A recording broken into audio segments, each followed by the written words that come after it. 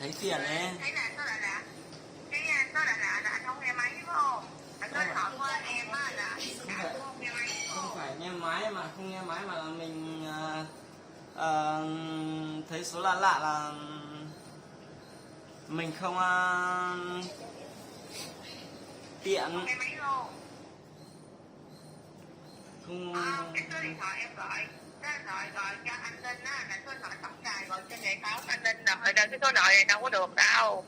Còn em nói là do là một cái data hỗ trợ cho khách hàng á, có nhiều bạn nhân viên tư vấn data hỗ trợ khách hàng, hỗ trợ trong thời gian đầu á, hỗ trợ cái 5 ngày rồi hồ sơ rồi gia hạn lại cái hồ sơ nhanh của giờ, và là với lại là bên em đã vận nhanh nhiều và nhân viên gọi là cho anh không, anh không vay không? Đúng rồi, có một số bạn là rất là tốt bụng, mà có một số bạn là an ninh không ưng mấy, an ninh không vay.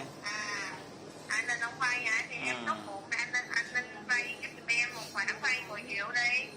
Nhưng mà cái bụng của an ninh nó không tốt lắm rồi nên là Sao cái bụng của anh Linh không tốt? an ninh ăn phở nhiều quá.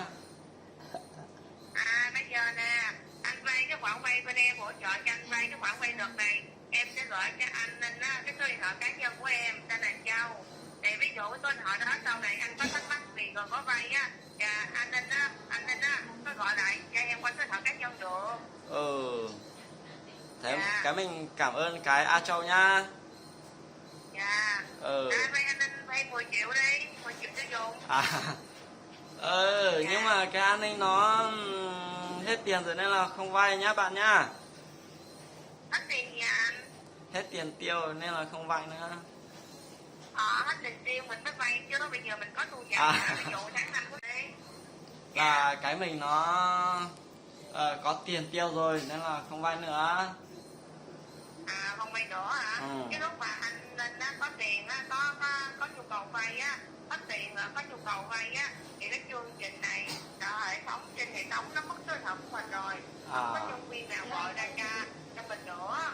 Thế thì để hôm nào mình mua được cái vé máy bay mình bay xuống đấy mình mới đi vay trực tiếp ở ngân hàng nhá.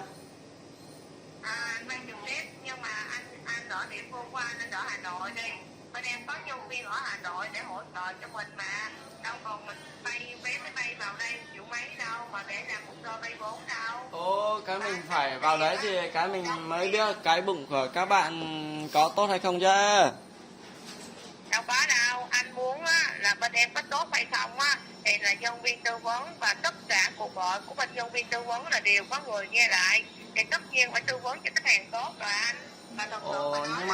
Nhưng mà như thế thì cái mình không nhìn thấy cái bụng của các bạn, cái mình không tin đâu. Chứ làm sao mà mình tin anh? Mình phải nhìn thấy cái bụng của các bạn là mình biết là tốt hay xấu thì mình mới vay chứ. Cái bụng gì sao anh thấy cái bụng ta được? Không phải cái bụng để ăn cơm mà cái bụng cái lòng ấy. Tính cách không? Tính cách không? Đúng rồi.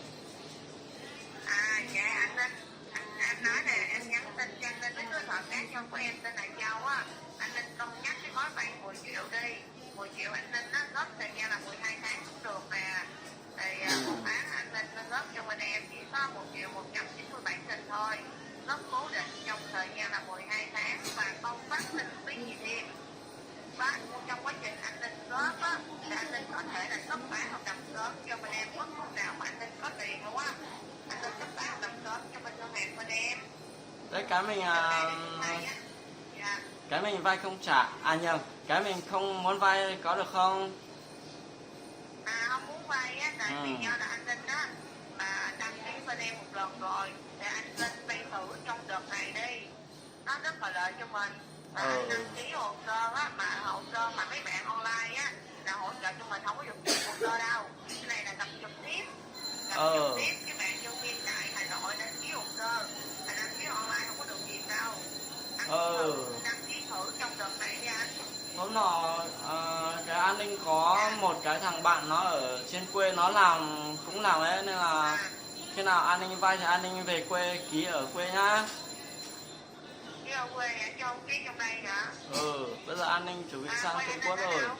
Quê anh Linh ở đâu anh Linh? Anh anh đang ở Trung Quốc rồi. À anh đang ở Trung Quốc hả? Ừ. À đang ở Trung Quốc mà sao anh nói anh sử dụng số điện thoại của Việt Nam được? Anh ở ngoài rìa ấy mà anh là ăn ở bên đấy mà. Anh Chắc chứ. anh đi. Trắng kia nó gì đấy. Hả? Trắng ghê à vậy đấy. Sao mà Hay thật tàn luôn.